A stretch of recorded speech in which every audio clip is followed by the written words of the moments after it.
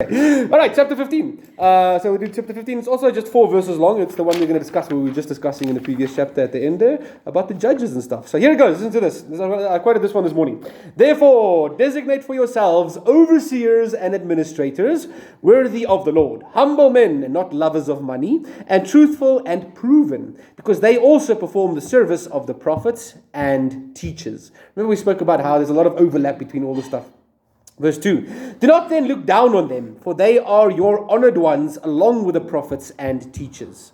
Verse 3, do not rebuke one another in anger, but rather in peace, just as you have been taught in the good news. And if anyone has wronged another person, let no one speak to him, nor let him hear from you until he repents. So you must go into the vow of silence until you've repented. Verse 4, carry out your prayers and donations and all your good deeds, just as you have been taught in the good news of our Lord. So that's chapter 15. So here's the overview. You guys don't disagree with any of that? No, I just know. Am I allowed to?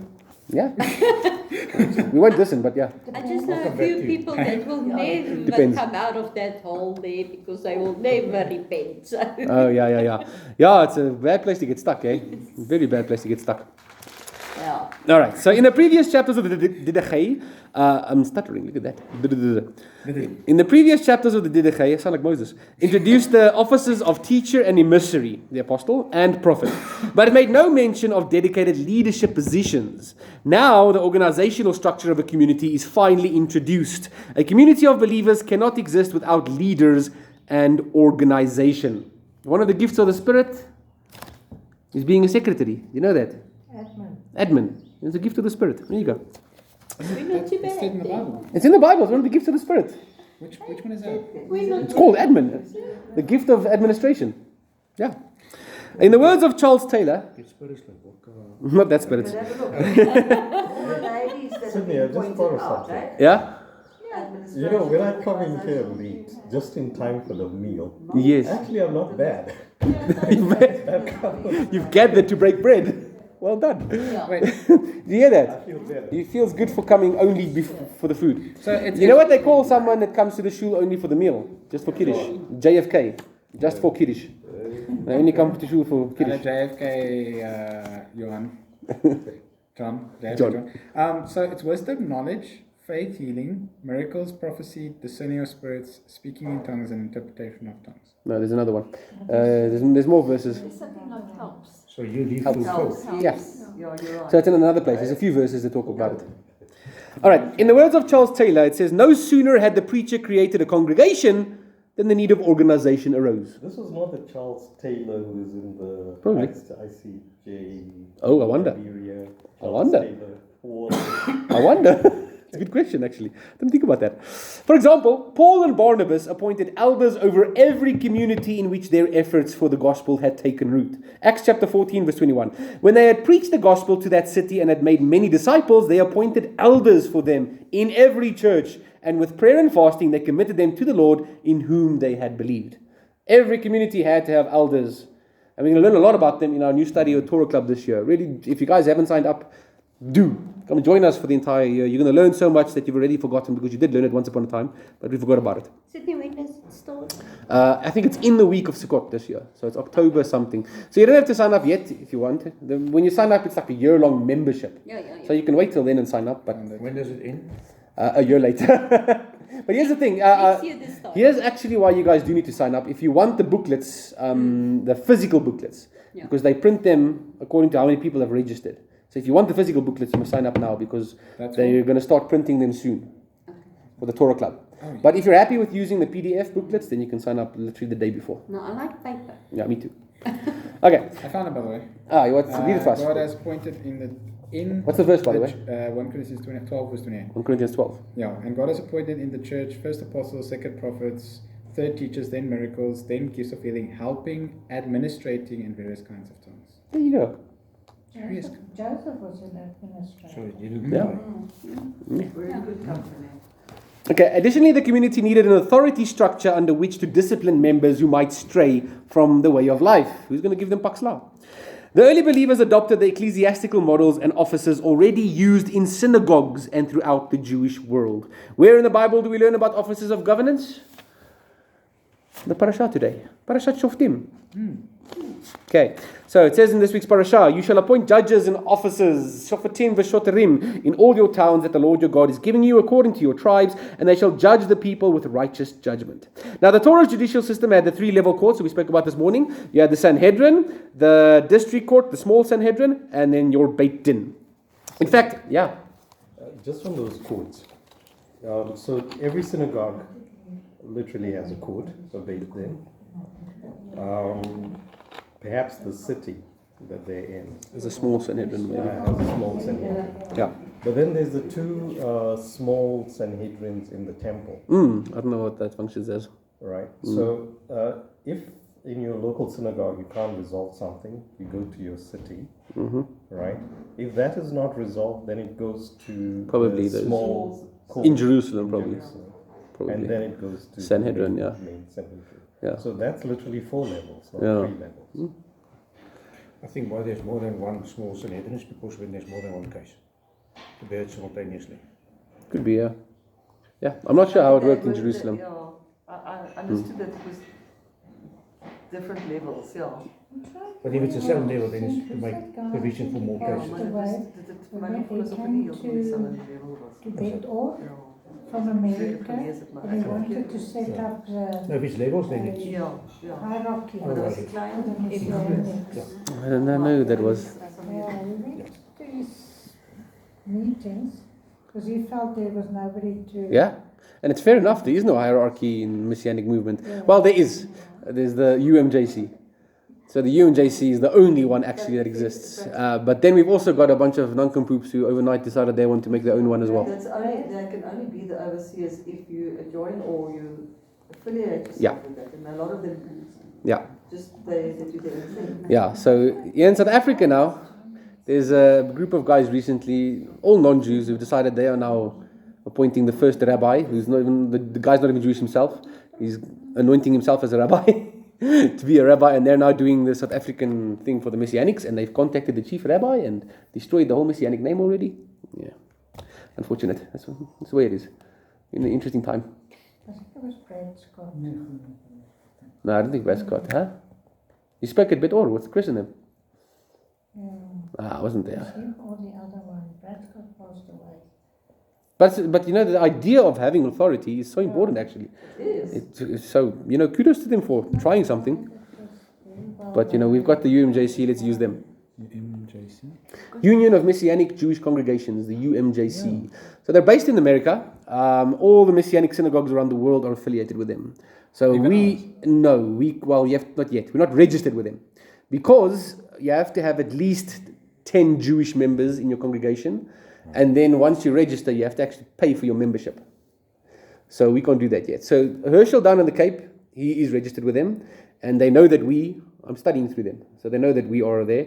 So as soon as we get the 10 full-on Jews, I'm going to have much more kids. Some people to convert. No, I need money so I can raise more kids. Or you just Me and convert Becca have us. stopped having children because we can't Or you afford just convert us, you know? Boys. boys. Yeah, You yeah, just yeah. convert us. It's simple as that. So you know what? It's in Hashem's plans. It's up to Him, His timing when that'll happen. So we're lined up for that when that does happen. We're going to join them, etc., Can etc. adopt. Adopt Jews. Why not? Still costs. Yeah, yeah. Hey, Jewish kids are expensive. Sunny, I was just thinking, It's kinders help. Kinders. something that Jan said as well. Just reflecting on that. You know, when children are born, Specific example. right, they are expected to be parents. Whether the parents are good parents or bad parents or crazy parents, that's beside the point. But kids, if they're left to their own, right, that becomes a very bad situation. Yeah. So in the same way, the focus seemed to have been that there needs to be certain enabling infrastructure that is set up almost immediately. As soon as someone says, there's one God, Yeshua is the Messiah, right, then you have to start from there. And the first things that they did was that they'd appoint elders, right? So these would be leaders in the congregation, and there's qualifications given there. And one, I would presume, would expect that those leaders would also have been the judges, right? Yeah. Yeah. Nowadays, it's almost like somebody comes to the Lord, and then people think that, well, let's teach, let's just gather together, maybe we can sing, maybe we can eat, or whatever, but the focus is not on the community, that we have to build a community. The focus is more on let everyone feed individually and do their own thing and have their, So I think the foundations itself, what is being said here is quite different, and that mindset and that approach is quite different to what we practice today. Yeah, it's also a societal thing, eh? We're very westernized, and I stay in my little corner, you stay in your corner. Yeah. But it's also very the difference for me what I saw with Christianity and Judaism. Whereas Judaism is seen as a national identity. Yeah. Christianity is not. Christianity is me, my salvation. And all the 64,000 other denominations. Yeah. And I suppose that's another thing, because this is the teaching of the Jewish apostles to the Gentiles. We can't say that the Gentiles are in exile, because the Gentiles. The Gentiles. Yeah. When they go, the thing is, we've been when in they exile go to since Israel, Eden. then they're in exile technically. But we've been in exile since Eden. Yeah. We all- Yeah. That's a good point. Yeah. So therefore, this practice of setting up these things is very important, no matter where one is. And we cannot say that we're not setting it up because we're in exile. Yeah. It's almost like that mind shift. And I think it's the same as like with what Weak we're doing. excuse. We're setting up all these things, but obviously when Yeshua comes back, it's like we all step down again and Yeah. cast our crowns before him, and he takes up that position. I think now we do the same. Until we get another actual authority, let's set up our own, and then when they come, then we can rightly say, okay, I'm stepping down now. No, but when Yeshua comes, you'll be resurrected. Hmm? So you're in a different class of being there. No. I'm just using that. But it's more saying let's set up now. I'm not saying when Yeshua comes back. Even when we finally can, register and all this, then we say, okay, now whoever was in authority, they step down, and now we give that authority over. Yeah. Unless you decide to stay behind for that 7 years. No. We'll discuss that another day. All right. In fact, one of the 7 universal Noahide laws, according to the later rabbis, was the injunction to establish courts of justice. The apostles followed the leadership model of the synagogue. They appointed elders to serve as the judges and leaders of each community of believers. One of the elders then functioned as the head elder of the community, like a chief justice in the court of judges. This is like the position of Av Beit Din in Judaism. The overseer and the elders provided the community with teaching, leadership, and shepherding. I think that's maybe the word for what you were saying about the elder would go take someone new. Shepherding. But they were also responsible for settling disputes, administering justice, and imposing disciplinary measures. Leadership? So, teaching, leadership, and shepherding. But they were also responsible for settling disputes, administering justice, and imposing disciplinary measures. Also spiritual guidance. Yeah, all of that stuff. So they had very many roles, actually, these guys. They had more than one job. Yeah. Yeah. I think they were exhausted. Yeah, can you imagine? Yeah. In his epistle, Paul speaks, and it wasn't just the one guy, it was a whole community of people.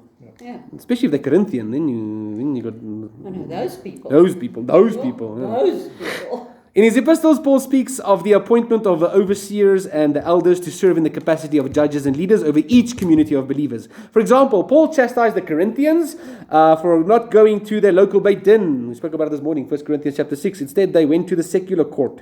Without that leadership and governance, the Corinthian assembly ran amok, and believers went to trial against each other in the secular court of law in Corinth. Paul expressed astonishment over the believers taking their lawsuits outside of the congregation and seeking justice from the Roman courts. This was a big taboo in the first century Judaism, and still is today, because the secular courts do not operate under the Torah's system of jurisprudence. Jewish people sought justice from the Beit Din, associated with the local synagogue, and they abided by the decisions reached in those courts. The apostles expected the Gentile believers and the believing communities to adopt the same model. So, do we need a central governing body? In the Didache, the office of the bishop was specific to individual communities, and the bishop exercised authority only within the local congregations. While the Didache concerns itself with a local body and does not give instructions regarding appointing leadership over the broader jurisdiction or even over the entire believing community, the New Testament does assume such a central governing body stationed in Jerusalem. Ranking the disciples like Peter and John occupied those offices, as did the brothers and family and members of Yeshua. Originally, the Master chose 12 core disciples to be the apostles, who would spread his message and carry on his leadership after his departure. From those 12, the Gospels indicate that the Master had an inner group of 3 disciples, Peter, James, and John. Now, this James would have been James the son of Zebedee, not his brother yet. Remember, James, his brother, was not one of the 12 disciples. No. He only came in later. Afterwards, yeah. Yeah. As is evidenced by Yeshua allowing only them to see the transfiguration. I made a mistake this morning. I think I mentioned that the transfiguration when I was talking about James, the other James. Yeah, I was wondering what's sitting on it. My apologies. And We all make John's mistakes. been Worstling with this since then. Really? That little hamster. So What's troubling? I'll remind you of the Perkea vote that says give We know someone... you, John. We know that. John, the Perkea vote says you must always give someone the benefit of the doubt.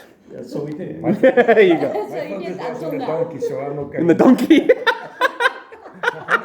He's still My worrying focus was on the donkey. that Luvian donkey. Now, of these 3, the Gospels indicate that Peter was like the most prominent of the disciples. The Master states to Peter in Matthew 16, "Blessed are you, Simon, son of Jonah, for flesh and blood has not revealed this to you, but the Father who is in heaven. And I tell you, you are Peter, and on this rock, Petra." Have you guys ever been to the place next to Israel, Jordan? There's this whole city called Petra, where they carved the whole city out of stone. Yes. I went there. It was beautiful, amazing. It's horrible to go there because I'd never want to go to another Arab country in my life. Oh, the way they treat you as a tourist is like you have to do what they say or they'll kidnap you, kind of thing. Oh, it was weird. But it was the most beautiful place in the world. And then they whistle at the girls because they've got no respect for women there. So all the foreign girls that aren't, heads aren't covered, they treat them like objects. Yes, it's horrible. But anyway, beautiful place. Where was I? "You are Peter, and on this rock I will build my church, and the gates of hell shall not prevail against it. I will give you the keys of the kingdom of heaven, and whatever you bind on earth shall be bound in heaven, and whatever you loose on earth shall be loosed in heaven." That, of course, is terms that were used in rabbinic halakha. When you set halakha, you would say the rabbi is binding this upon the community or he's loosening this upon the community. How many hours do you have to wait between eating meat and milk? One rabbi bound his community to 6 hours, another rabbi bound his community to 3 hours. See, that's binding and loosing. That's what that means, that language. All right, so he gave his disciples the authority to make decisions regarding legal rulings for the early Messianic community. Peter's leadership in this process is borne out with Peter often seen as the spokesperson for the believing community in Acts. In Acts 15, Peter occupies a prominent position among the elders within the Jerusalem Council, by which he was able to stand up and silence the discussion to introduce a ruling. And of course, James was the one that sent it out. I was just thinking. I mean, at one stage, obviously, Gentiles, believers were not meeting in the synagogue. Right, especially after they were kicked out, they were not meeting there. Right. Now, if we're looking at the Jewish disciples like Peter and John and so on like this, they'd come into the temple. In the temple also there were synagogues in those days. Yeah. Right, and I would assume that those synagogues also had Beit Dins. Mm-hmm. And so if there was an issue over there, they'd have to go to the Beit Din there. I wonder. They wouldn't be going to a Messianic Beit Din. They'll be going to that because they're Jewish. Now, if we look at what happened there in Jerusalem, right? So, if you've got now these Messianic congregations composed of Jew and Gentile believers, with the synagogue model, there would be a Beit Din there. And they would not be taking their disputes to the Sanhedrin because it's Jew, Gentile, so on like this. And they're also too small and as far away. You start with the smallest and work your way out. Yes. Yeah. So, if we look at what happened there in Jerusalem, in that council there in Jerusalem, this wasn't a replacement for the Sanhedrin. The Sanhedrin was still there. Yeah. This was just like you've got more than 10 believers, men, right? So this was a congregation. I mean, at that time, I think there were over 120 believers and so on. So you would have a small Sanhedrin, or court for the Back then. believers. Yes. No, it's that other one, the 23. The one above the Beit Yes. the Yes. A district court kind of thing. Yes. Small Sanhedrin. Small Sanhedrin, yeah. Similar to that, but that wouldn't have been a replacement for the No. Sanhedrin. No. So amongst the believers then, like now let's say there's a huge community, let's say 90% are Gentiles. I mean, these disputes will never end up in the Sanhedrin, No. right? Because They don't care. yeah, exactly, right? So they would have to set up some kind of structure, something similar. But then that would mean that the Jewish disciples would have a problem of these two courts. And we see that with Paul. Paul still went in front of the Sanhedrin many times. Yeah, He even chose to go in front of the Sanhedrin once. did he? Yeah, I he thought it said, was "Well, take me to Titus." Yeah. yesterday. Yeah, but he also went in front of Acts 15. So he went in front of both. So for the Jewish, yeah, they would still have both functioning simultaneously. And I guess it's that idea of, if it is an issue that pertains only to the Messianic community, then you keep it within the Messianic. Otherwise, they still, of course, the Sanhedrin still applies because it's still the Torah law. You have to still keep the Torah. Yeah. That's interesting, eh? You think about the dynamics of that in the first century. It's the same today, I guess. Sorry, may I interrupt? No. Okay, if Jesus says, okay, you have a dispute with your brother, you first sort it out privately between the two of you. Yeah. If it doesn't get resolved, you take 2 or 3 witnesses. No. If it doesn't get resolved, you take it to the congregation, which then bring you 10. Debate there. If it doesn't get resolved, then you treat him like a tax collector, Yeah. outside person. Excommunicate him, yeah. So he's basically not in a group. Anymore, yeah. So that's the Matthew 18 process. That's in Matthew 18. It's called the Matthew 18 process. It's the steps you have to follow Yeah, I to mean, do it. We're going to get to that in a moment, yeah. So I think that congregation makes a formal decision, and probably for a certain period of time, just like in a synagogue. Yeah. So right now, when we say excommunication, it's kind of like forever, Yeah, yeah. right? But there, I think You it was got like banned for like 30 days or something. 30 days. The or- jury is out there. Yeah. What do you say about Jewry? First century Jewry. All right, so we've discussed Peter. Now let's discuss James. Peter did not enjoy absolute power, however. Peter served among a council of elders that comprised the Jerusalem Council of Acts 15, and the one who held the position of the chief bishop over that body, over all the assemblies, was James, the brother of the master. Not James, one of his 3 disciples, but James, the brother of the master. In Acts chapter 12, we read where it says, "Tell these things to James and to the brothers," which indicates James' prominent position. In Acts 15, James summarizes the discussion of the Jerusalem Council, and he renders the final judgment. So Eusebius, very important, one of our church historians, Eusebius tells us that after the death of Stephen the martyr, it says, James, whom the ancients used to call Yaakov HaTzadik, James the righteous, because of his exceeding piety, is recorded to have been the first to be made bishop of the church of Jerusalem. In this way, James became the bishop not over the local congregation, but over the entire believing sect. This corresponds to the rabbinic title of Nasi. He was the Nasi, basically, which was used for the individual who was in headship over the Sanhedrin. Therefore, James was the Nasi of the Messianic community. A tradition exists that his appointment was proclaimed by Yeshua before his death. This is from the Gospel of Thomas. Is that the disciples said to Yeshua, "We know that you will depart from us. Who is going to be our leader?" And Yeshua said to them, "Wherever you are to go to James the righteous, for whose sake heaven and earth came into being."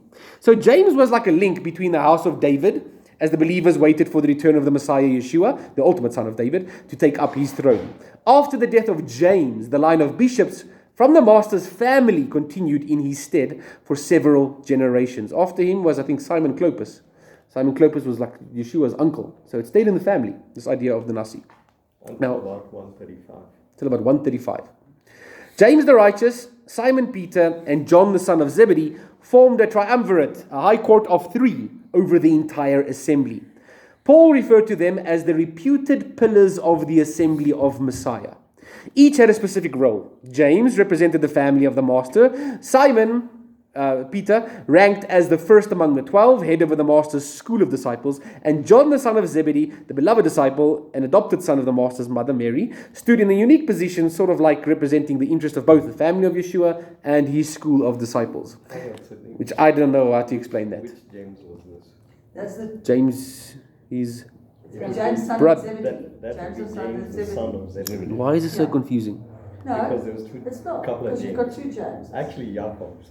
They were Jacob's. James the righteous is his brother. Is his brother. Yeah, we're talking about him. James, the son of Zebedee. No, but he wouldn't have been one of the three pillars.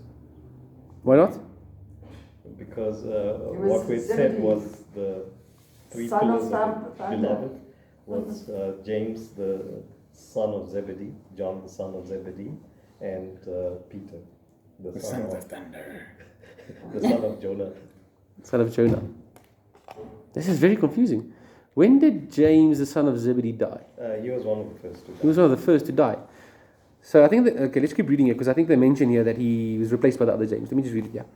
But they said here James the righteous, Simon Peter, and John the son of Zebedee. Oh, yeah, so now let's find out. Yeah. All right. All right. So all this indicates the existence of a strong central leadership located in Jerusalem. The three pillars stood at the head of the assembly of elders. Working together with Peter, John, and the other elders, James, the brother of Yeshua, made legal decisions for the Messianic community, as we see in Acts 15. James and the elders in Jerusalem oversaw all the believing communities. Paul was commissioned by James and the apostles as an apostle to the Gentiles. So this is James the brother. The destruction of Jerusalem and the disastrous Second Jewish Revolt irretrievably diminished the Jewish leadership structure. As the Gentile constituency grew and the church severed itself from Judaism, the authority of the Bishop of Rome grew into an institution of papal authority. That's where the Pope comes from. Originally, this leadership structure was intended to remain within the apostles and the family of Yeshua and to be based within the land of Israel and within the religion of Judaism. Okay. Yeah, but you see, that couldn't have happened or stayed there because of the destruction of the temple. Yeah. Because of the And destruction Aelia of Capitolina. because of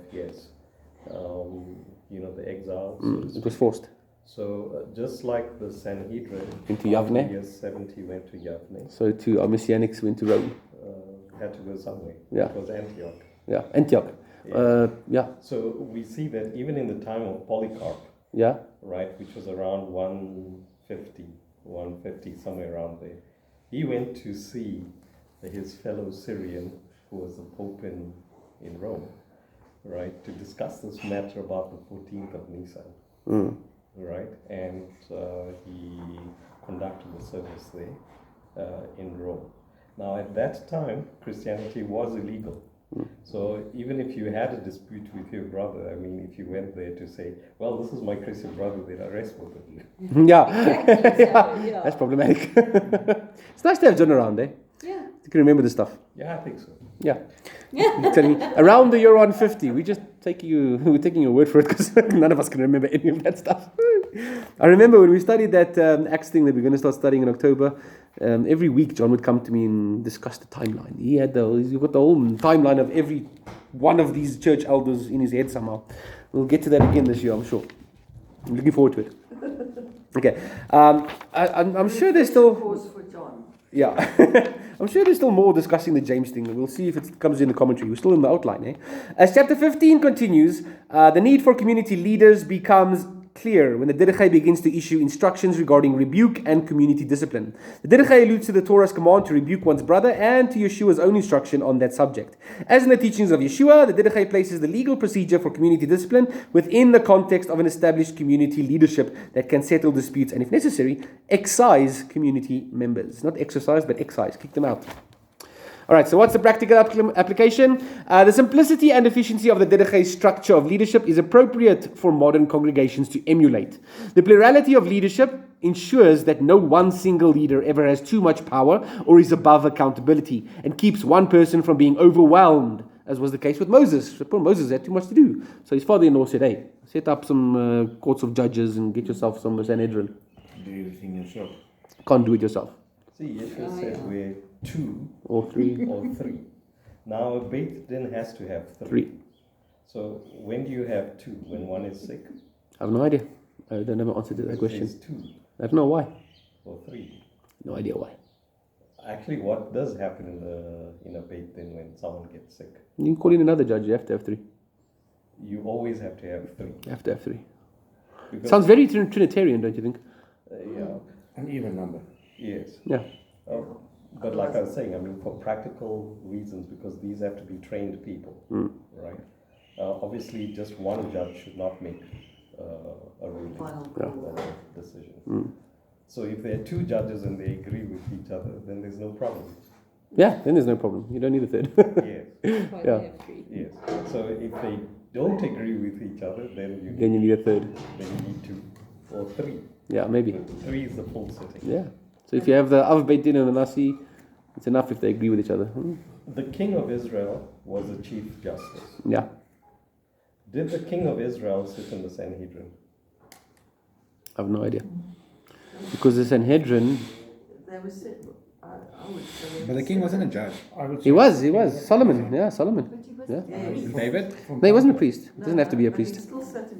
He would have did done the similar to judge- what Moses did. Yeah. The big ones, let's call it the intensive cases, the serious ones, he would have sat in.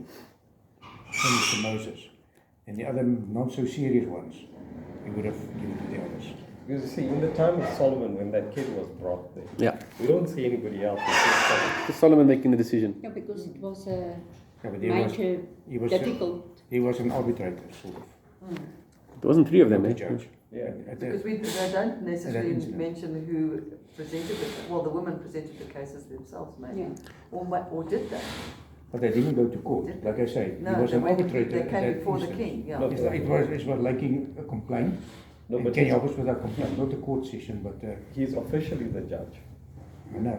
By default, yeah. But in that moment, he was not a judge. Otherwise, there would have been three. No. Otherwise, there would have been three No, I mean the three would be for this type of court sitting. for hearings. But if the king is there, right, you don't need to have three.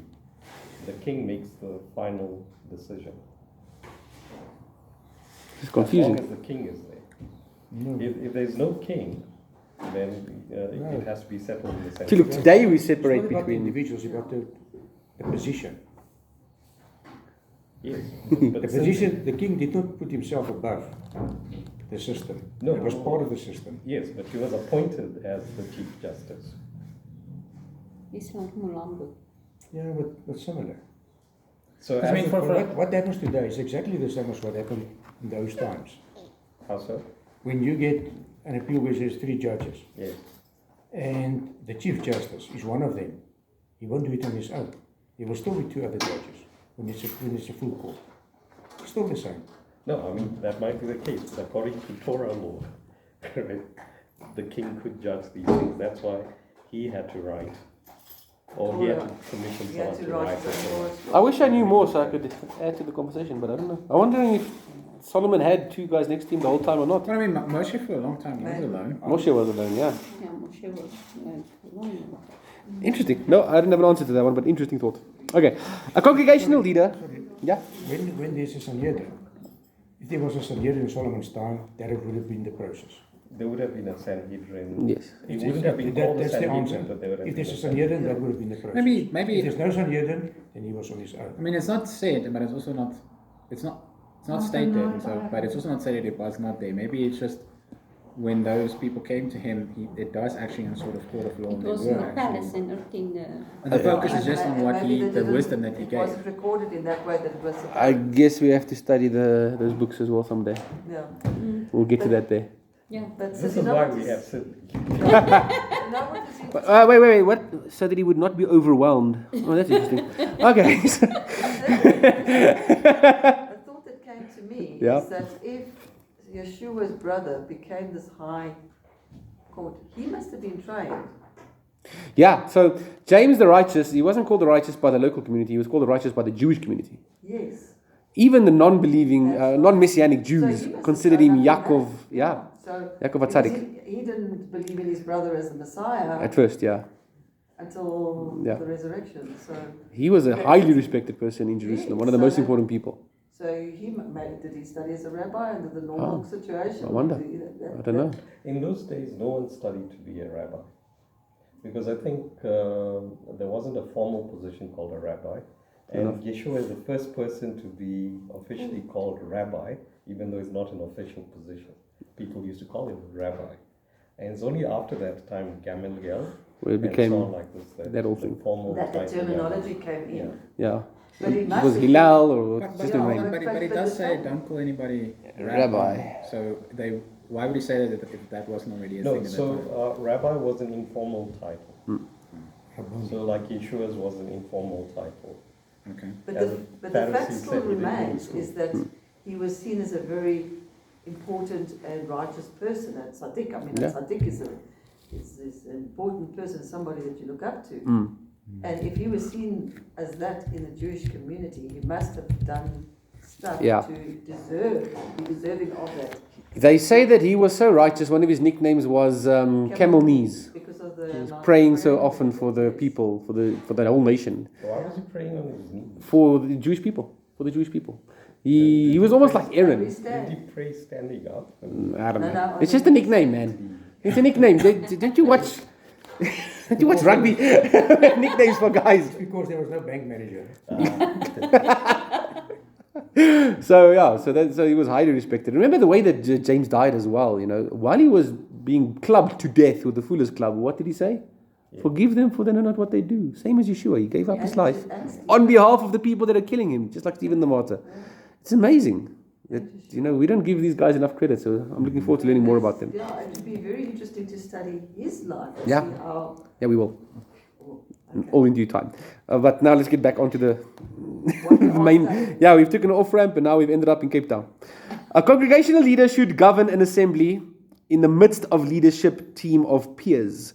Those elders of the community should meet the criteria laid out in the Didache and be prepared to issue rebukes, settle disputes, prescribe restitutions, and if necessary, ban community members from fellowship. The Didache also calls for the active participation of administrators who function under the authority of the elders and carry out the business affairs of the community on behalf of the overseers.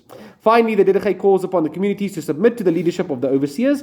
Those who refuse to submit or to accept the rebuke of the leadership are in danger of excision. All such procedures must be carried out in accordance with the teachings of Yeshua. So this is the overview. So we have a similar setup here in our congregation, a loose setup. We also have 3 guys that are in charge, and then we have, after that, we've got like a few extra elders. Some of them have retired and moved to the coast by now, but we do have some elders. Here's 2 of them sitting over here, for example, that we do call up if we ever have any disputes. We don't have that many disputes in our congregation. We're not that big a congregation, but we have over the years had a few issues. We had to call people in or go see a certain family, tell them, listen, you must fix this and fix that. There's a problem here, or you and that one can't be touching each other, etc., etc. So we've had these disputes over the years, and thank goodness we've had this, support of peers with different opinions, different life experiences to be able to help out in these kind of things. Definitely has helped. If we ever have something that's super serious, we can always just go back up to the UMJC and let them deal with it. They've got paid guys that do it. Who knows? But our hope is that Messiah will return so we can reinstitute the Sanhedrin and we can let them take care of it. Okay. So let's get into our commentary, which we've actually Jan Hof. already. Jan Hof. This is Hofman. Nee, dis hy gaan nie What hof was nie, that guy's hy name? gaan hof. What was that guy, the Night Rider? What's his name? David Hasselhoff. Oh, no, we don't like to hassle in the Hof. That's not right. You don't hassle me off. All right, so let's get into it. It says, therefore, designate for yourselves overseers and administrators. Yeah. If the peace of the community was going to be maintained so that the community could break bread and give thanks in peace, which we learned about in the previous chapter, and thereby present a pure sacrifice, the community would need to have ecclesiastical leaders and authorities who could settle disputes and resolve problems. The brevity and language with which the Didache delivers instructions about designating leaders in the community indicates that it is not introducing something new, but rather it's alluding to an already existing structure. Judaism of the first century had a well-established system of overseers and administrators, the shul board that we talk about. The office of the overseer or the elder is found frequently in the New Testament.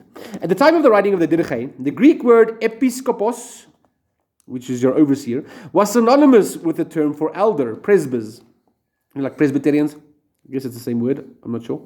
And corresponding to the synagogue position, in the Hebrew we call it your zakan. Zakan is your elders. Zakanim is the old guys, basically, your elders. By the 2nd century, the terminology had further crystallized, and the title of episkopos began to indicate the head elder over a community, corresponding to the synagogue position, where we had the Av Beit Din, basically, you're the head of your court. This development defined the threefold ministry of bishop, presbyter, and deacon that began to emerge in the 2nd century. So you can see it actually also morphed as time went on. So you had your overseer, who was one guy, your bishop, You had one bishop. He was like in Judaism, your Av Beit Din, or the Rav of the community. Then you had your elders, your presbyters, the old guys, the Zekanim in Hebrew. Then you had your administrators or deacons, your skivvies that you would send around to do stuff. In Hebrew, you call that person the Parnas. Parnas is your... Yeah, there we go. Go for this and go for that. Your runner. Yeah. So in Hebrew, you call that person a Parnas. Parnas is like the word, you ask God for sustenance. You ask him for Parnasa, that you'll have money, basically. So this guy's the Parnasa. He's the one that would like distribute money or go collect monies. So in the church, you guys used to have, back in the old days, you had a guy that would come to your house, knock on your door to do the collection for your tithing. In Judaism, you have the same thing. You have a guy that collects your tithing as well, even till today. Yeah, there you go. When the dogs are barking, you know he's coming. Those dogs are... Very well trained. Okay. Now in Greek... At least you can afford dogs. At least you can afford dogs, yeah. In Greek, the word diakonos, or deacon, literally translates as to wait on people at a table. The deacon is a waiter, by definition. Did you know that? So you can send your soup back if there's a fly in it. I have come to serve. I've come to serve. Yeah. It refers to a minister, servant, or one who helps others, and is often translated as deacon. The need for administrators arises first in Acts chapter 6, when the apostles did not have time to teach as well as care for the needs of the community. So the apostles, performing in the capacity of overseers, or bishops, decided, therefore, brothers, pick out from among you 7 good men of repute, full of the Spirit and of wisdom, whom we will appoint to this duty, to be the waiters, so to speak. The role of deacons parallels the synagogue position of chazan. Chazan is another position we have in the synagogue, who arrange the services and maintain the facilities, and the community role of someone called the parnas, the provider, who was a leader of the people, often in charge of distributing charity to the poor. So we've got a bunch of stuff. Now the thing is, today we've got these names, and they mean a bit different to what they originally. Today the chazan is only the guy that sings. Whereas back in the day, your chazan was the guy that did, looked after it, was maintenance. He was like the guy that lived there. Plus, he led the prayers as well. Unlike with the overseers, who were always men, Paul mentions deaconesses in his letters, indicating that there may have been female deacons in the Didache community as well. We find one of them, for example, in the book of Acts. Phoebe is one of them. Priscilla. Wasn't Priscilla the wife of? Wasn't it the guy with her as well? Yeah. Aquila and Priscilla, two of them were together as well. Yeah.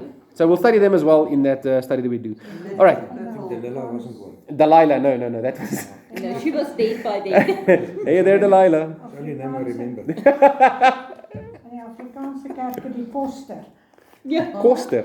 Ja, dat is een koster. He was the jack of all trades. Ja, keertyd. I just know Ad Koster from Binnelanders. Right. We used to watch that when I was in school. Okay. So we've got all these different titles. It's amazing, actually. We're looking, maybe we should start appointing this, because at the moment I'm doing everything. We'll figure that out sometime in the future. Yeah. Subcontract. There we go. All right. Without pay. Exactly. Well, first we need a rabbi. Exactly. There we go. So we're in a quasi-state of... It's a work in progress. Yes. It's up to Hashem. That's my answer now. When the Lord wills it. When the Lord wills it. No. He did will it. You have to produce now. Yeah. Choices. I chose to have children instead. You see, Sydney, looking at the Orthodox, right? They have, priests. But the word priest is actually presbyter. Yeah. Right, so that's where the presbyter comes in. These are formal positions, right? In this case, the congregation doesn't appoint a priest. Yeah. Right. Then you've got like deacons, right? These are also formal positions. People need to be trained for this. You can't just rock up and say, I'm a person of service, right? Yeah. I'd like to do the ushering or something, right? No, it's formal positions. Then you've got what they call core episcopos. Well, okay. Same word, yeah. Yeah, so there's the episcopos there. And then they've got metropolitans. So metropolitans are, like from the time of Ignatius, where you've got many so-called congregations and so on like this. These congregation elders or leaders, right, the presbyter, could not be appointed without the sanction of the metropolitan. So the metropolitan was like the overseer of a city. Right? So that's the kind of like structure that they have now. The mayor. It's interesting. Yes. Didn't you have a position in the church you used to come from? Yeah, I was a society steward at one time. Society steward. Yeah. There's a new one we invented. My dad used to be head usher. He'd walk around in the church with his talit on. Yeah, ushering I people was to an their elder when I was seats. very young. Now that's true. Really? Fantastic. I was 20, As long as you went to Elder I was Flower. 22 and I was an elder. Oh, wow. Somebody. That's Yeah, I interesting. was also Sorry, I'm very about young 30 when I years. was a society steward. Yeah, well. Interesting. Okay. Ek het vir slag in You grew into it, yeah. Also, And also, also interesting is you could only serve 2 terms, and a term was like, I think 3 years. Oh. And then you had to have elections to be elected as a society steward. And they were basically with the minister who became the executive of the church. In the committee, Yeah. the show board. There you go. Oof, interesting. All right, so verse 1.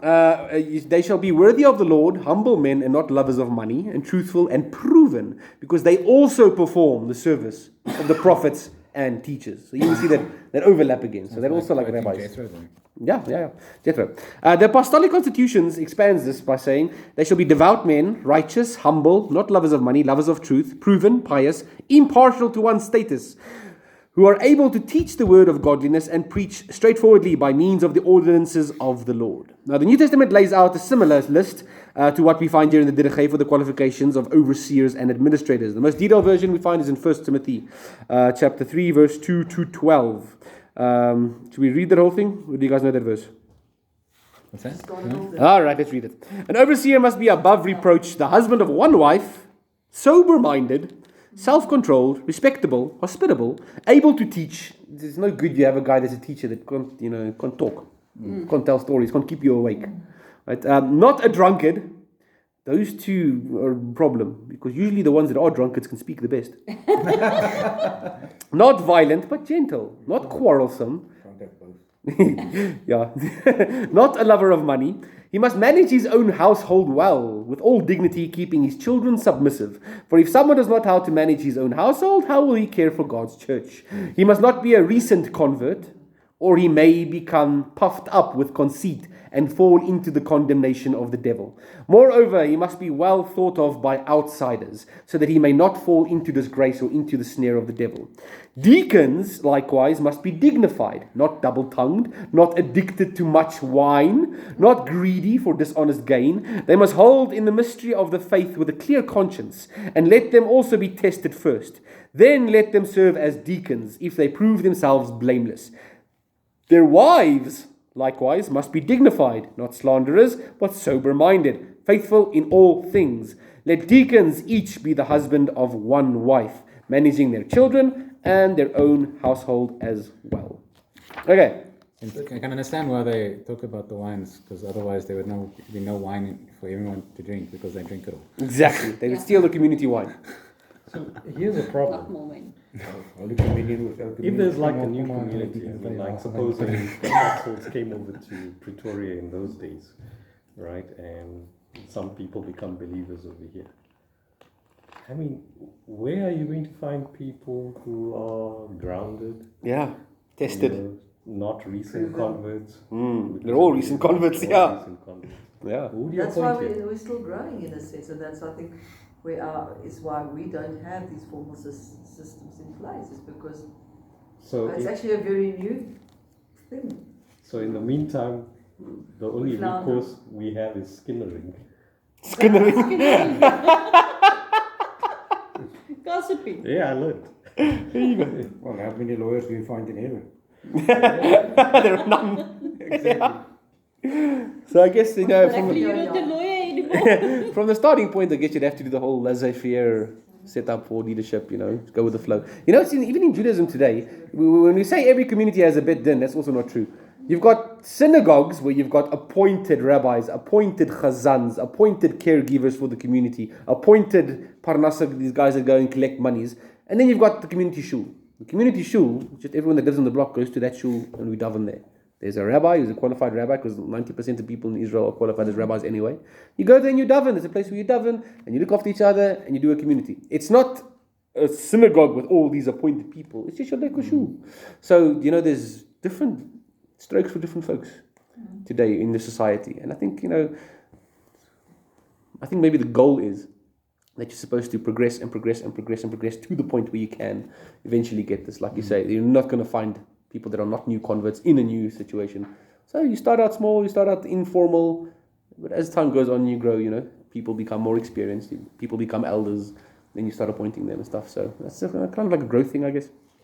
So by the time Paul was giving, say, Timothy that instruction, right, it must have meant that this community must have already, in a sense, grown quite a bit. It must have been mature.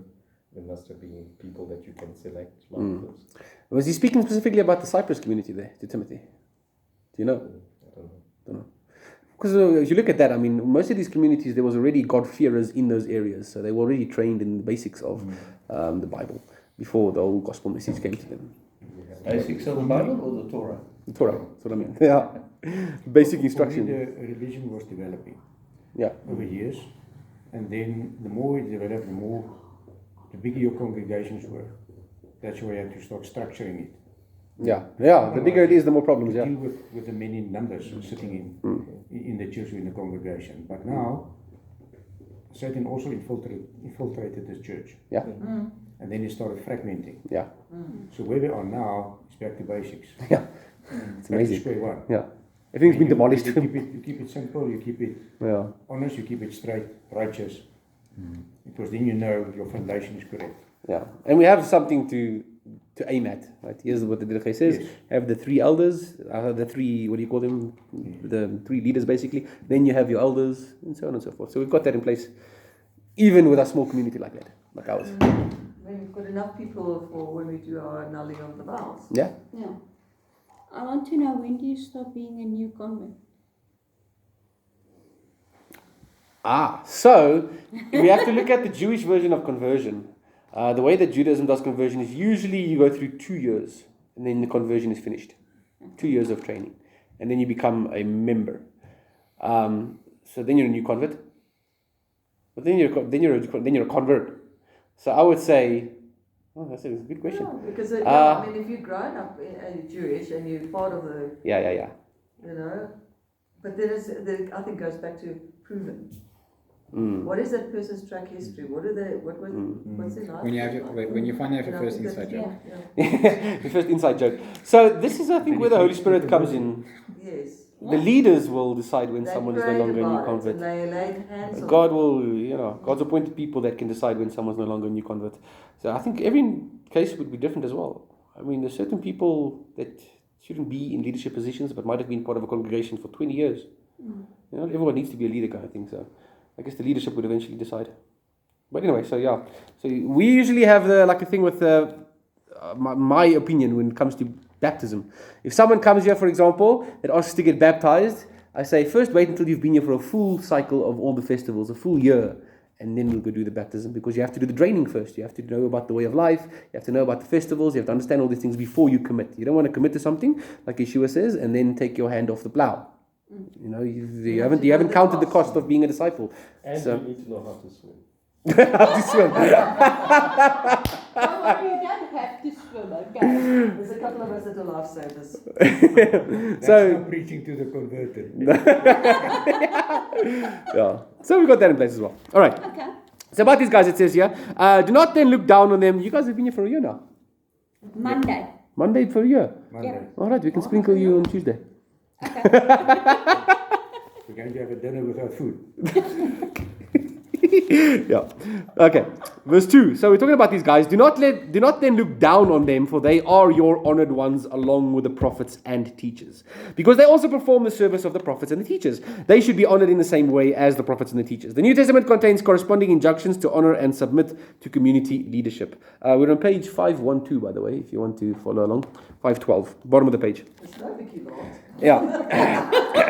It's never too late. In 1 Thessalonians chapter 5, it says, "We ask you, brothers, to respect those who labor among you and are over you in the Lord and admonish you, and esteem them very highly in love because of their work. Be at peace among yourselves." In Hebrews chapter 13, it says, "Remember your leaders, those who spoke to you the word of God. Consider the outcome of their way of life and imitate their faith. Obey your leaders and submit to them, for they are keeping watch over your souls, as those who will have to give an account. Let them do this with joy and not with groaning, for that would be of no advantage to you." So I understand this. Rosh Hashanah is around the corner, and I'm busy preparing the prayers and stuff. One of the stuff we do on Rosh Hashanah is, when it comes to the Musaf Amidah, which is the main part of the service and the holidays, Musaf is always the additional offering we would bring, in addition to a normal day. So the Musaf is basically the main part where we do the blowing the shofar and all that stuff. We start off the Musaf surface with the Chazan, me, reading a prayer, asking you guys for permission to represent you in front of the heavenly court. So the Chazan, I have to prepare, when I blow that shofar, I have to know which every one of those notes is supposed to mean. I have to know that the community over here, there's not someone here that needs to be excommunicated, that everyone that's here is allowed to be here, that I'm here standing on your behalf, asking for forgiveness for your sins, etc., etc. And you guys pretty much give me permission. That's why you have to object if you don't want me to do the thing for you. But I carry all of your names before God when I lead the Musaf service. It's the same as the priest who would go in with your blood of your offering, that after you've cut it and he catches the blood, he takes it into the Holy of Holies and sprinkles it, right? So it's that same thing that's going on with the Musaf. I have to make sure that I've got all that in place before I go into the Musaf and represent you guys as the Shaliach Tzibur, which is like the selected guy to take it in. I have to have all that in place before I go and pray for you guys. Hebrews here says, "Let these leaders do this with joy and not with groaning." So I have to make sure that when I do that prayer, I don't have in the back of my mind, "Hey, that Sandy's been asking irritating questions lately. Now I have to take her name before God." So I literally, every year when we come to the Rosh Hashanah, Yeah, I'm thinking, thank goodness somebody is praying for me. Yeah. Sandy, I've got camel knees. It's not just Sydney, it's camel knee. So It's going to work someday. But he's So- kosher. yeah, But he's kosher. this is kosher camel. Yeah, kosher camel. So I make sure that before we get to that Musaf service on Rosh Hashanah and Yom Kippur, I look around the congregation and I make sure that I've forgiven every single one of you for anything you might have done to me. Otherwise, my whole prayer for the whole congregation is not working properly. My concentration, my kavanah is not in the right place. As it says, you first got to go and make prayer. Exactly. So this is one of the stuff we carry with. So it says here, be careful with your leaders. Make sure that they don't do it out of groaning. Think, oh, I'm going to pray for that person again. When are they going to stop sinning? I'm going to pray for them every year. They still do the same thing. Absolutely. The good thing is that I'm not more special than you. I make just as many mistakes. So then I'm thinking that if this is a case, then you can't have in a congregation, like on those kind of like service days, Visitors, I understand, yeah. Are you going to chase them away?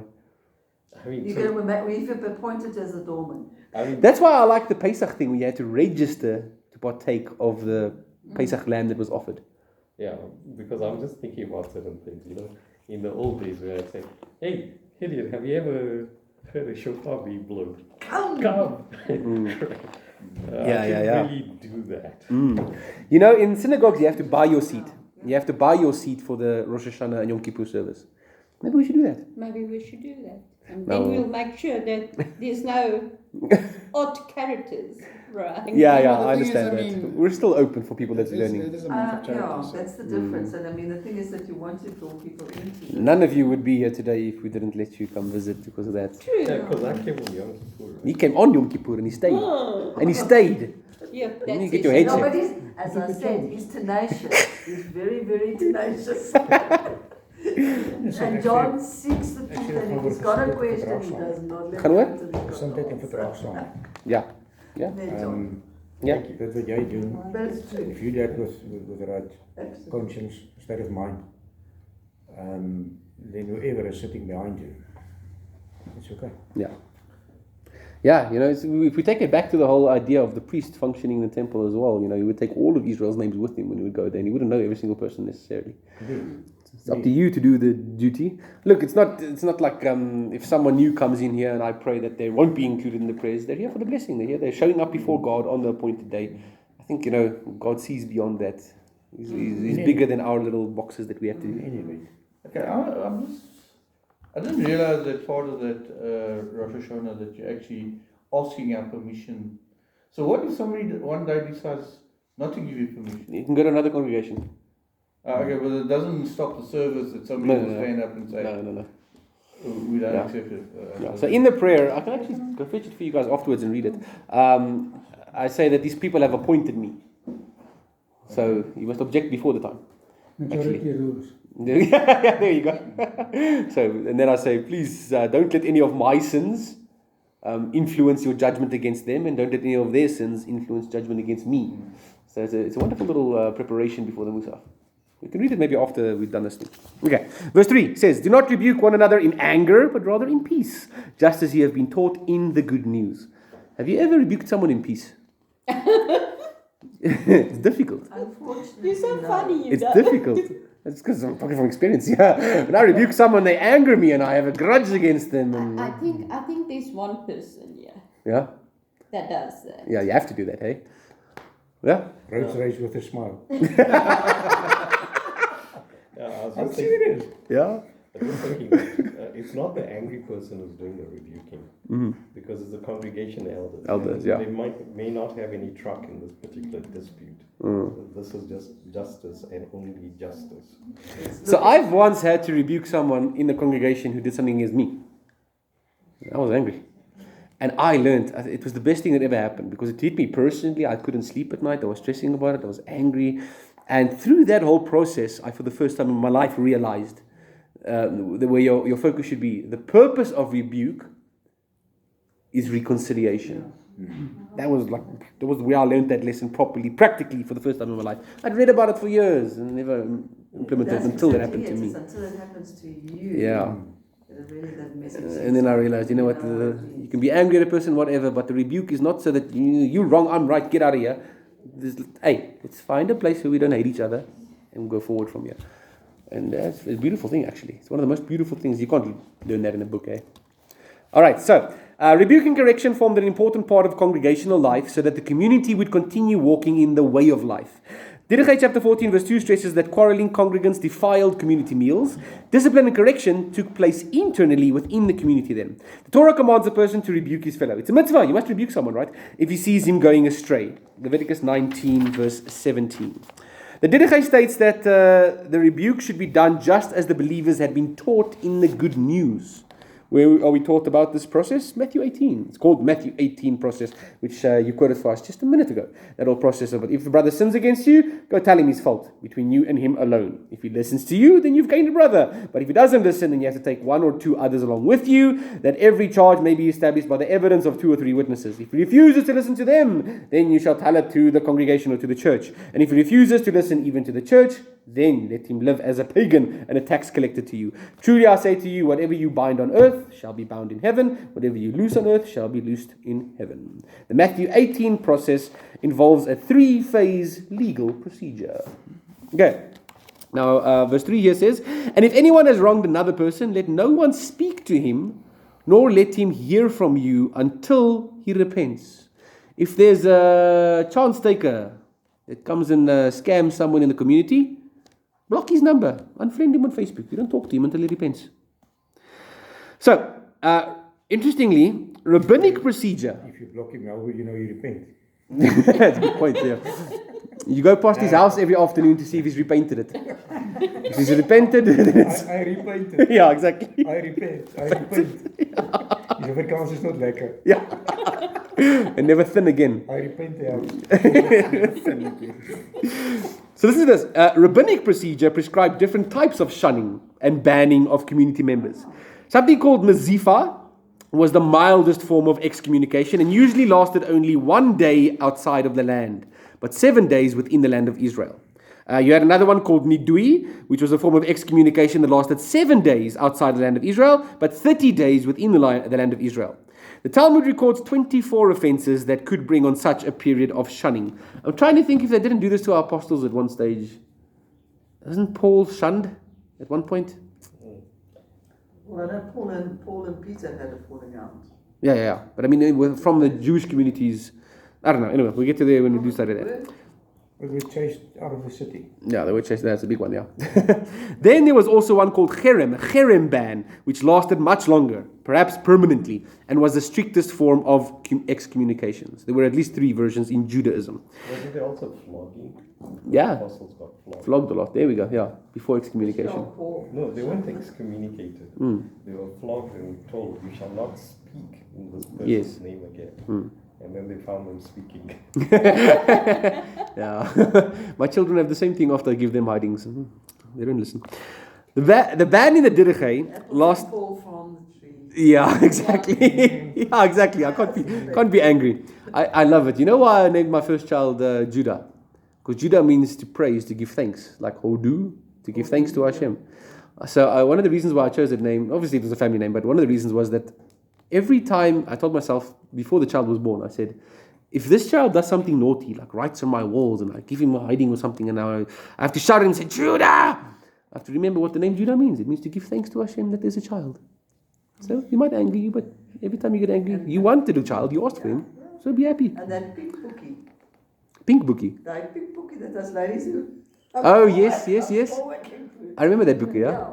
I mean, there The it's Ben like Ishchai, yeah? that you shouldn't rebuke the child and you must, give them space and allow them to make the mistakes. Listen, guys, I don't know what Hashem was thinking when He gave us children and said, yeah, you can look after them. It's the hardest job in the world. To shape their personalities. There's nothing more difficult than this. Responsible for all of that. Yeah. That's the scary part. For me, the scary part is there's no manual. There's no manual, yeah. And each child is different. Yeah, that's why you can never treat them in the same way. I don't know what I've done. I've got 2 of them now for the rest of my life. Now you know why we look like this. It's because of children. Yes. Yeah. Kinders maak jou grys. Yeah. Does it matter what tone you say? Judah! It used to matter, but sometimes it doesn't matter at all. It Depends on the day. It depends. And on their mood and what they had for breakfast. Sometimes you, And sometimes how it's they dark. feel. Jeez. 2 weeks ago, the teacher told me he must change his breakfast. He was having too much sugar for breakfast with his Cocoa Pops. Oh, no. He mustn't have breakfast like that. You give him this, and then he's a different child.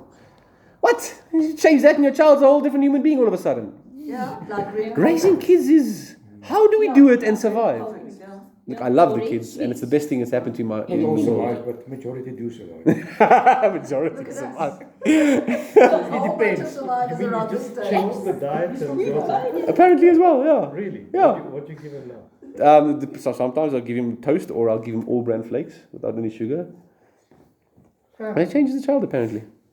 It's, Maybe I should try that. yeah, change the input and the output might... Do you bounce on the walls when you first get to the office? At least my head is bouncing all over. Maybe you need more sugar. Yeah, but that could be just John. Yeah. But you That's can't the way excommunicate your children. All right. So the ban in the Didache lasted only until the congregant repented of his sin and made amends with the one that he had offended. Teshuvah, that's literally what teshuvah is. That's what we're focusing on this month. It's Elul. If you guys know of anyone that you've offended, this is the month to fix it before Judgment Day comes around. Because, can you get that in writing, please? Yeah, I'll send you a WhatsApp now. There's actually a formula. You have to ask them 3 times. You have to say, forgive me, forgive me, forgive me. And they have to say, you're forgiven, you're forgiven, you're forgiven 3 times to make it like legal. Forgive me, please. What for? I don't know. We just asked Sandy, for which one? for all of them. All of the above. Okay, so don't just randomly say this. If you know that there's something that you have to... none of you sitting here today have done anything to me in the past year that I have to worry about. So none of you need to ask forgiveness of me. That you know of or we know of. Yeah. Me towards you guys, I don't know. You must please raise something. Let me know. You Not a good got mind reader. Yeah. Is there something like a formal reinstatement back into the community? Formal. Or any like a, Welcome back. welcome again. Well, the fact that you're there again, I guess. I can't think of anything formal. It's a good question. I think it's called the right hand of fellowship. Shaking your hand when you come back in. Boot the martyrs with the feet, you know. Same hand that booted them. No. So, not the backhand, but in the palm. Okay, this is the difference, yeah. Oh, the guidance. Yeah. All right. So, by the way, this month we're supposed to think of people that we might have wronged over this last year and stuff, and go talk to them. It's very important before Judgment Day comes, because if you can't do that, who are you to go ask God, please forgive me? You haven't even forgiven others. You haven't asked for forgiveness from others, right? Yeshua teaches us about that's how judgment and forgiving works. Had a thing like that. No. Last week, we had a thing like that. Well, this week actually that came. That whole Yeah. came to mind. And if you don't have And what contact, happened is that he said, you know, Try and make contact. I've forgiven this person, and you know, and he says, and God said to him, you know, here you are, forgiving this person. Have you really forgiven? But what if the music that he was listening to, he realized he had never paid for that CD and downloaded it. Oh yes. You know, and it's that. So he actually shared that with me. And you don't realize the things that we actually do that are like theft. The copyright thefts we do. Yes. That's why the month of Elul is so important. It makes you realize all the things you did wrong. It really, really shook him. You know?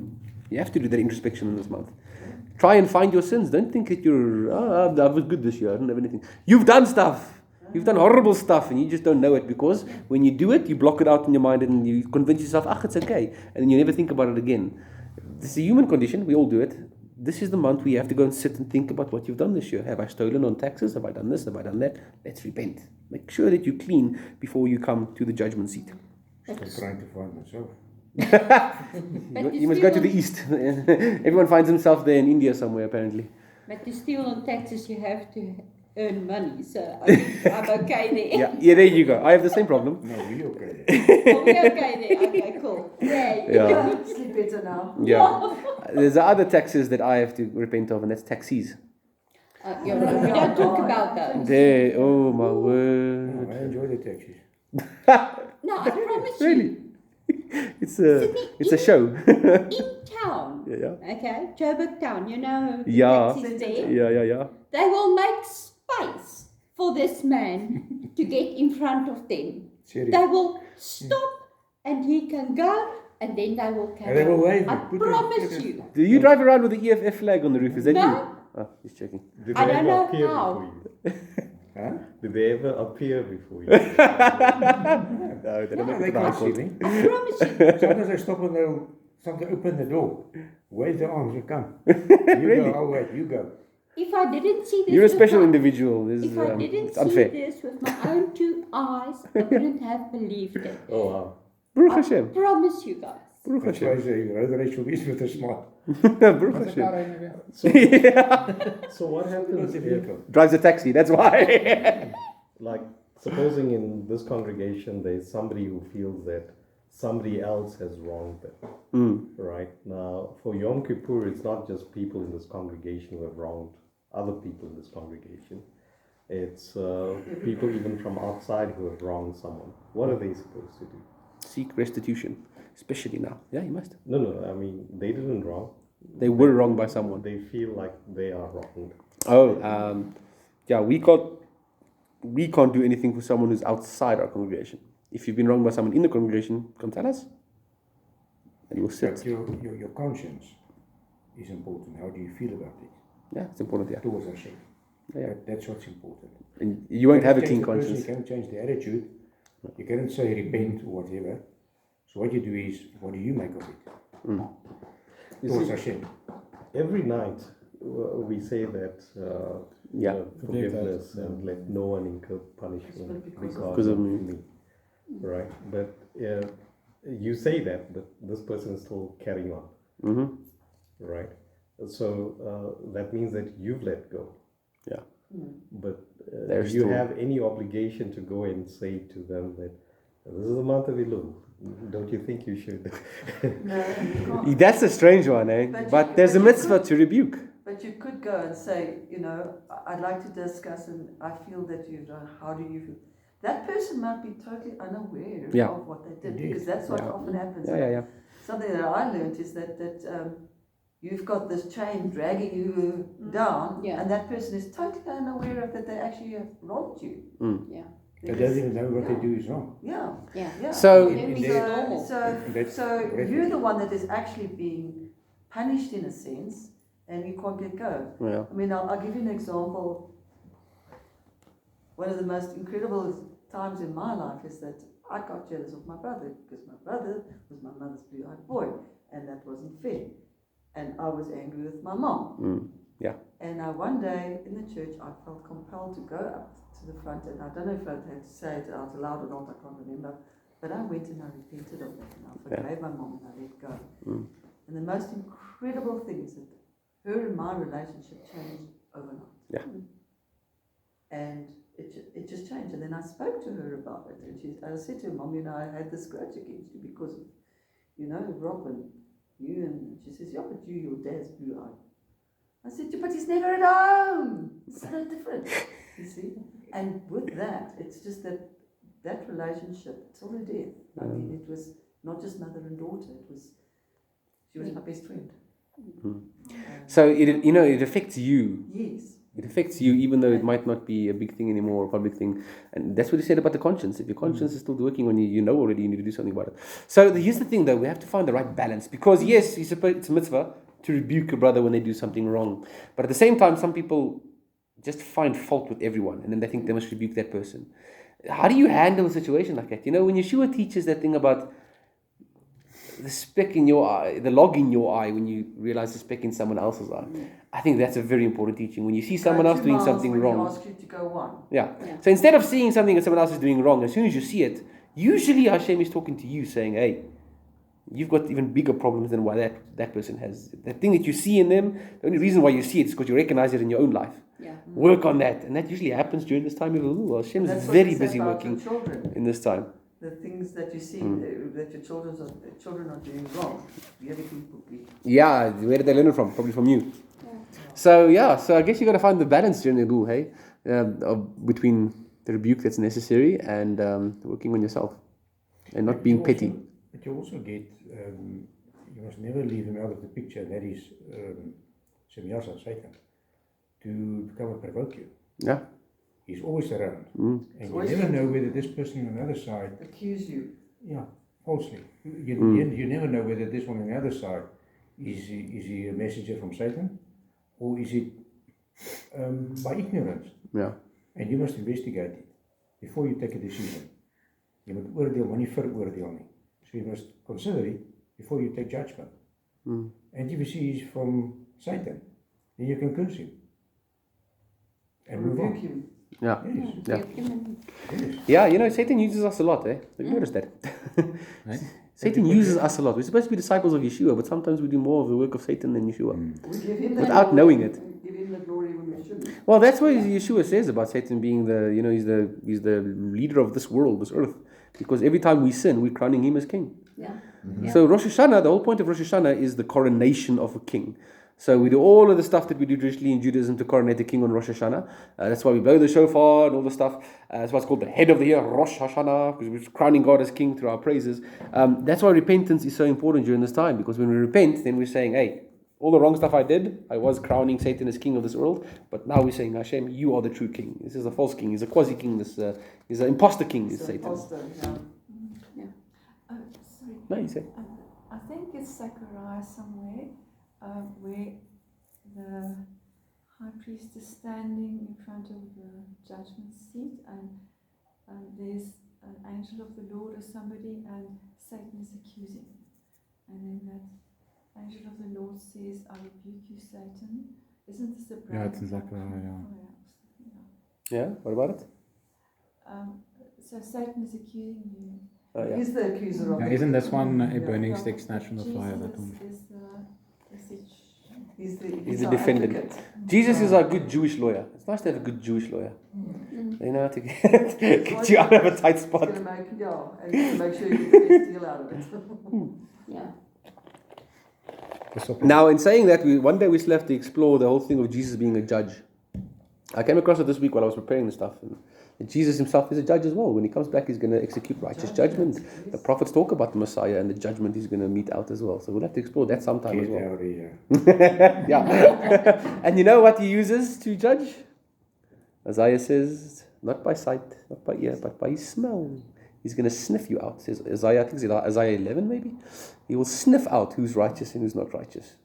Some of us pong, some of us stink from our unrighteousness. A friend of ours, actually, when she was in hospital, and God made her blind. She couldn't see. Oh, yeah.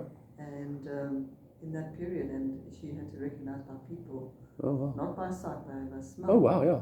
And she could smell the sin on people. And she says it was the most incredible thing. Oh. It was a beautiful young girl, but her soul was dirty, and she smelled bad. So, Wow, that's interesting. yeah, so that when she told me this whole testimony of what had happened, it was... Wow, that's amazing. So I will always remember that, where Yeshua says he will come and smell. Yeah.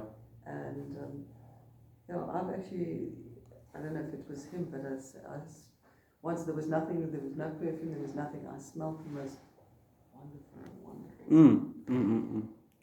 So, you know when you just reminded me of a midrash, when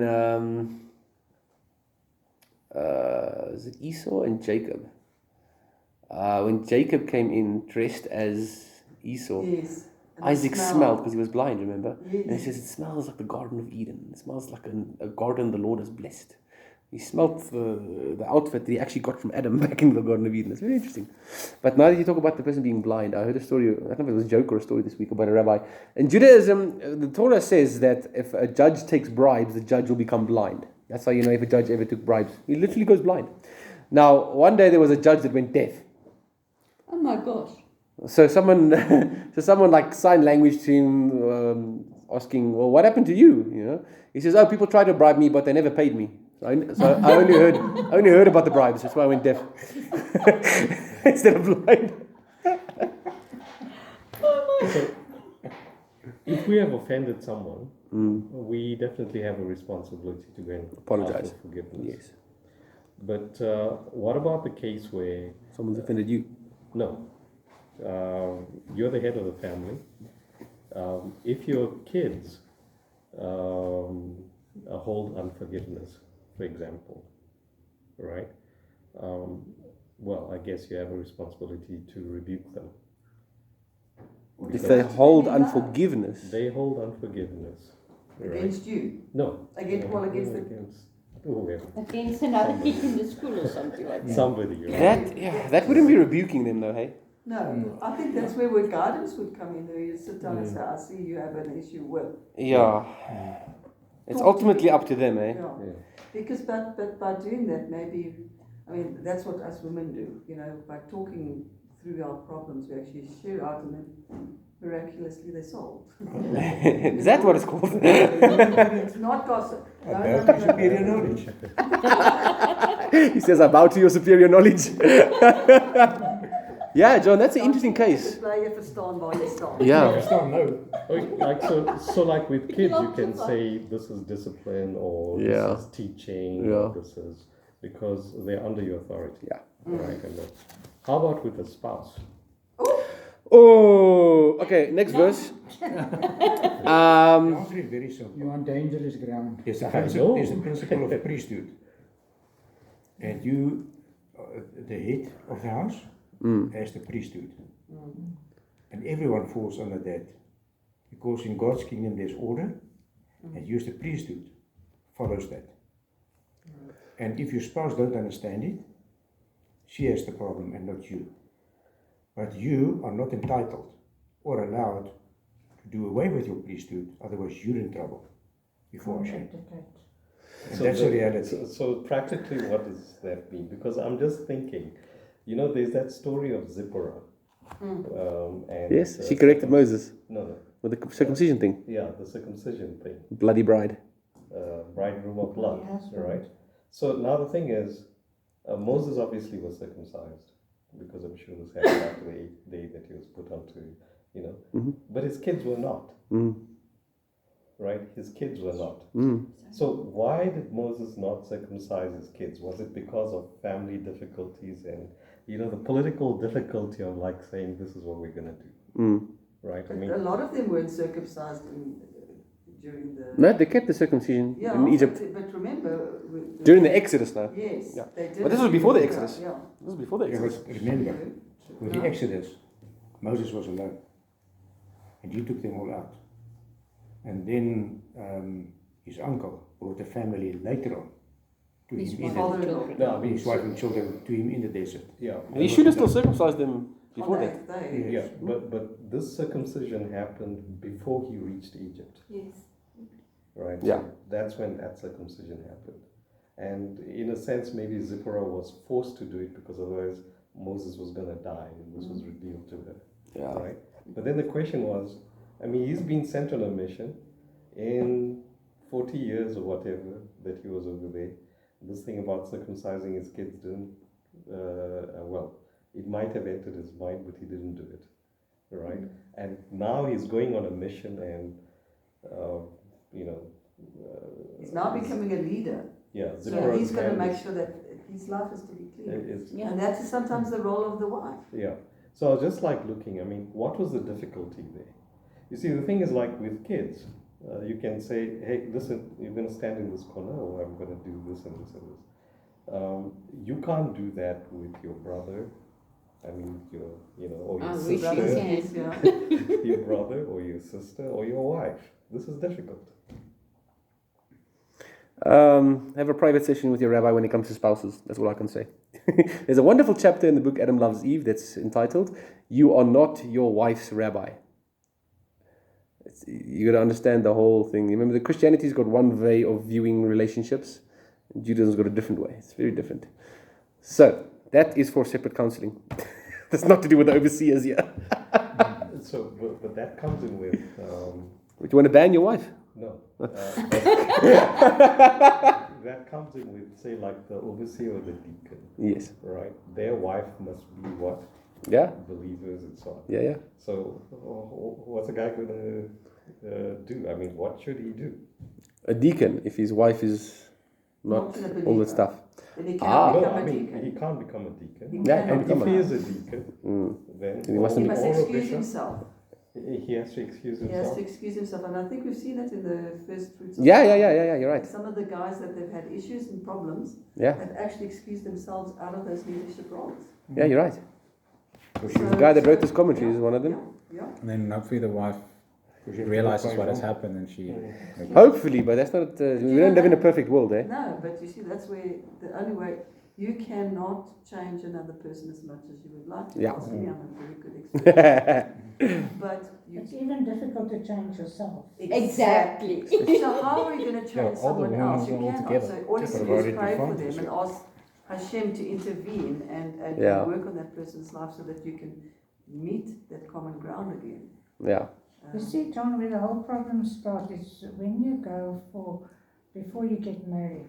And then they tell them that you're going to come to the aisle, and then you come to the altar where you get married, and then you're going to sing a hymn. So she's got it in her head as she's walking down, I'll alter him. I'll alter him. I'll alter him. The aisle, the altar, and him. I'll alter him, exactly. Listen, guys, we spent an hour and a half on this chapter that's only got 3 points. I think we need to pick up speed because Jan wants to go watch the rugby. And your point is? My point is, point is, I don't want to miss the haka. No, I'm joking. You see what happened with the haka last week? Okay, the overseers determined the damages in the same manner as a court of law issued rulings, and they prescribed the path of repentance by which the offender could find his way back to the way of life. Okay, it says in verse 4, carry out your prayers. Listen to this is interesting, especially in the time of Elul. Carry out your prayers and donations and all your good deeds as you have been taught in the good news of the Lord. What are those 3 things that's mentioned in the Didache? Repent, sit down, Prayers is tefillah, tefillah. donations is tzedakah, and good deeds is your teshuvah. Yeah. The Didache quotes the 3 T's of Elul. As you have been taught in the good news of our Lord, because Yeshua teaches those 3 things. I think it was maybe Matthew 16. He gives a teaching of all 3 of them in a row. There's a wonderful section, 2 or 3 pages in your Bible, where he talks about those 3 things in particular. When you give charity, don't do it in front This of way, etc. yeah. Same thing with your prayers, same thing with your good deeds, your teshuvah, and your fasting. Don't you know do it about to that? be seen by men That because was gonna then you've mention those received 3. your... No. This I realized this year for the first time. When I was preparing this on Monday, I was like, wait a minute, this is the 3 T's of Elul. Look at that. These guys. Yeah. So this chapter closes with a general reminder that the congregation should be diligent in its practice of the way of life, in strict accordance with the instructions of Yeshua. The simple recap serves to summarize and conclude the Didache's community instruction, pointing the new initiate back to the teaching of Yeshua as the standard practice. Next week we do the final chapter of the Didache.